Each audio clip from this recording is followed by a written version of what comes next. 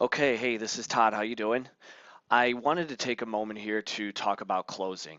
I know elsewhere in Box there's other videos and recordings about closing, but I specifically want to talk about closing over the phone, but more importantly, getting the right premium.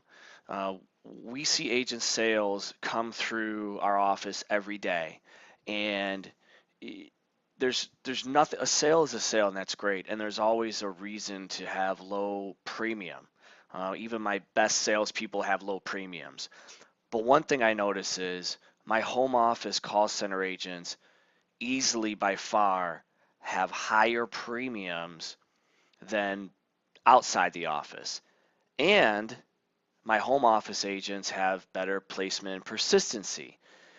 Now, I'm not saying that to pour salt on anybody's wound. I'm saying it because I want to make a point here. We've been at this 14 years, and the way we close has been the same for a very, very long time. And I just want to discuss on this call very quickly, no more than 15 minutes tops, how we close, how we get the premium that we do, and we make sure it's the right premium.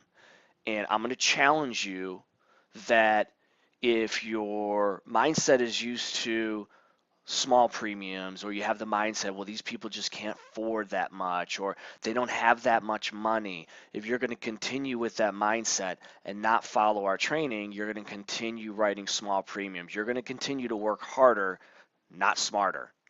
Because a sale is good. It makes you feel all good and warm and fuzzy inside.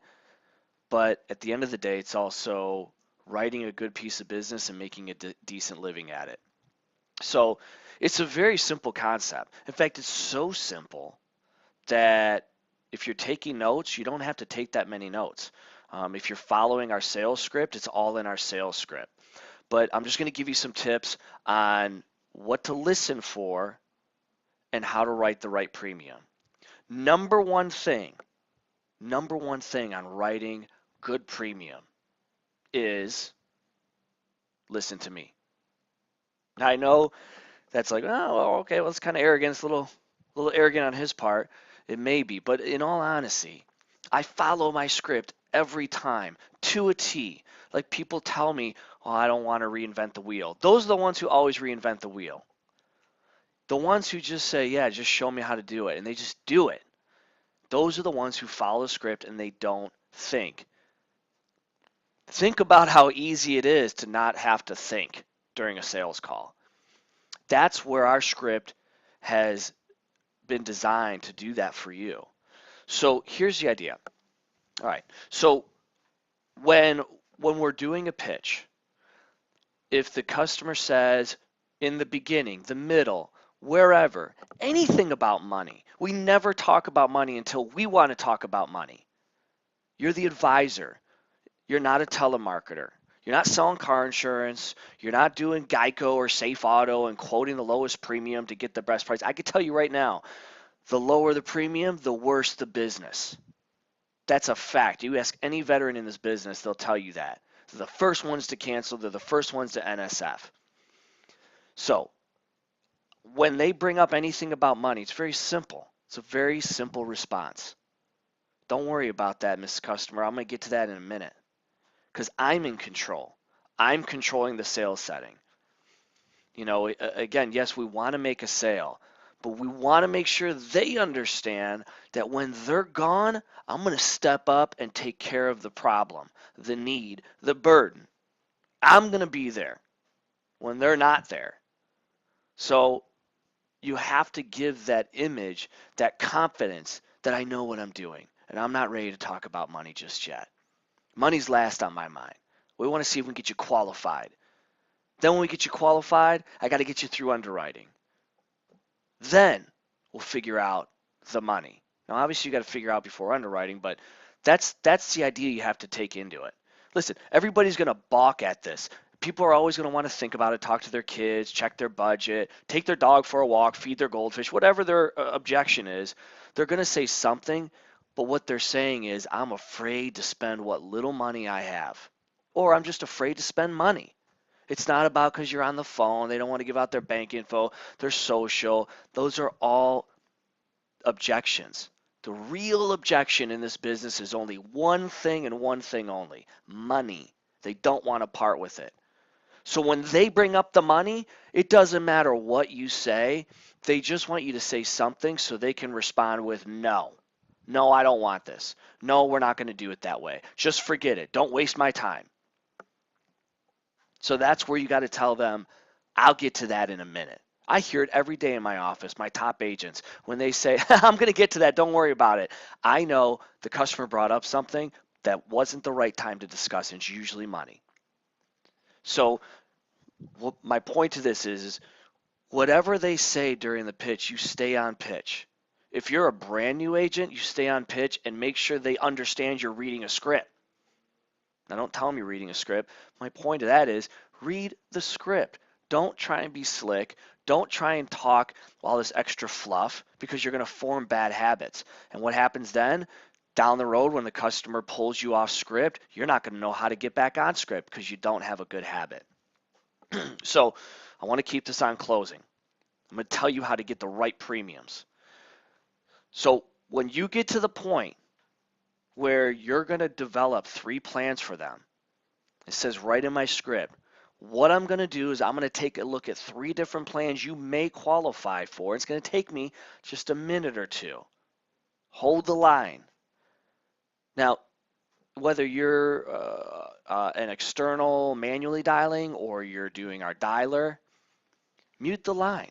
If your line's not muted, 1, you may say something under your breath forgetting they're there, but 2, you're going to feel like you have to talk to them. And then you're going to rate a male with a female. You're going to rate a female with a male. You're going to rate a non-smoker with a smoker rate and a smoker with a non-smoker rate. You're going to make mistakes. Mute the line. It's okay. They can sit there in silence. They probably got the TV on mute. So mute the line. Then what you're going to do is you're not going to care how much coverage they have. You're not going to care what they told you their budget is if they did. You're not going to care if they're telling you that they're living in government housing or a trailer with holes in the floor. Forget about all that. Follow me. Because remember, I make money when you make money. So I'm only going to tell you something that's going to make us money. And this is one of them. Don't worry about what they have or what they don't have. If they have insurance, they don't have insurance. If they have a checking account or a savings account, if they have a prepaid card or a direct express card. I make this so simple for you. Follow my pitch. Start the first plan out of 3 plans. Start the first plan somewhere around $50 a month. In all my years of doing this, that's the golden rule. That's the average affordability of a plan. Even if they tell you, and I heard this today. A guy wants to hear what $10,000, $15,000, and $20,000 was. At his Agent Health, $10,000 was $70-some. Now this is a brand new agent, and I saw him start writing it down. I said, no. Let's see what 6,000 is. 6,000 was like 40 in the high 40s. We started there, and we showed him 6,000, 7,000, and 20,000. Wherever that magic premium is, $45 to $50, that's where you're going to start. Doesn't matter if it's guarantee issue or modified. Okay? Start there. I promise you, I'm going to get you better premium. But the other thing I see agents do is they'll do that. They'll go 5, 10, and 15,000, 10, 12, and 15,000. There's nothing there. There's nothing there for the customer to compare. The customer's looking at the bottom line. Yeah, of course they want $1 million in coverage, but at the end of the day, they're going to look at what's this going to cost me?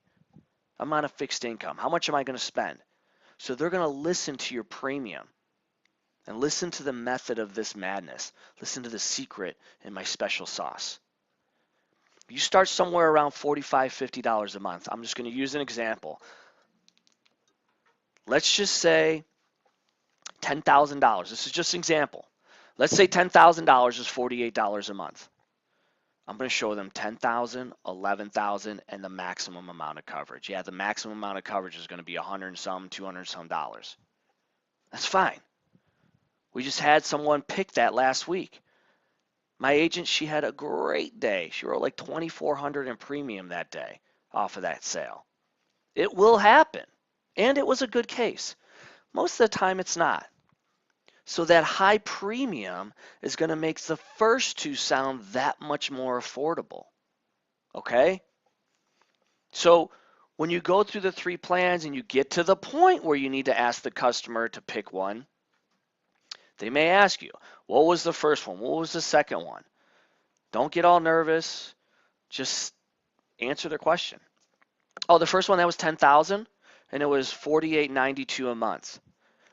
You notice even I didn't say $48.92 a month. It's all about verbiage. If you're new or if you're a veteran, remember, I want you to make money. Please trust me on that. Even that little key right there helps out. And just answer their question and then be silent. It's so hard to be silent. I'm constantly running around the office giving the cut sign. Like, shh, don't say that. No, don't, shh. Because it's true in this business. You talk first, you're done. Give them the price, tell them to pick one, and then stop. If they ask you a question, answer it, and then stop. But most of the time, they're going to look at the good plan and the better plan. And because our folks are on limited fixed incomes, they don't want to come off cheap or broke, or they don't have that much money. So what they're going to do is they're going to look at the first and the second plan. The first plan, let's say, was $48.92 for $10,000, and $11,000 was $55. And in their mind, or even out loud, or under their breath, they're going to start saying, well, you know, $10,000, but for a little bit more, I can get the $11,000. You know what? I'll go with the middle one. 9 times out of 10, they're going to pick the middle one. And if you add up that little extra premium over the course of 12 months, that's a lot of extra premium you got just by following my system. That's it. And don't do this. If they pick one, don't start congratulating them and that's a really good plan and boy, I think you're really making the right decision for your family. Don't do that. That's a nervous twitch. Just keep following the script. That's just it. We make it so simple. Just follow the script. Just keep reading the script. You can warm down with them after the deal's done. But I see so many agents start talking and then they say something and then they lose the deal. Customer wants to think about it. They want to talk to their kids. They want to check their budget when they already had the deal. Now, you go through those three plans and you ask them to pick one and they tell you, you know what, I just can't afford any of those. This is where we call the 3-strike rule, just like in baseball. Again, I had this happen today with an agent. The guy just couldn't afford any of the ones we showed him. And the agent starts talking and hemming and, well, you can always make changes. No, don't do that. We want something that they're comfortable with today, not something that they think they can handle today, because they're not going to call you to make changes. They're going to call and cancel. So all you do is you start over. You show them 3 lower plans, and don't go all the way down to $20. Just show them like 1,000 or 2 less. And then you do the same thing again. Okay, what I did is I put together 3 new plans. And you just do the same thing. Read the closing script. If they still tell you that they can't afford any of that, and they're adamant, now you've got the 3rd swing. And you just say, hey, on your worst month of the year, what could you comfortably set aside? And if they say, well, I just don't have even $5, well, they just wasted your time. Thank them for their time and move on to the next call. Or they're going to tell you, well, I'm looking for something around $20 a month. Great. Now they just told you, if you can find me something for around $20, I'll buy from you today. Then that's where you go and you get those low premiums. But if you're constantly starting off at these low premiums and you're just throwing prices out there against the wall, you will never have a consistent sales record in this business. So you got 30 seconds left here. I challenge you, follow my script. I promise you it works. Because if you make money, I make money. And I want you to make a lot of money. And I want you to do it the right way. All right, thank you.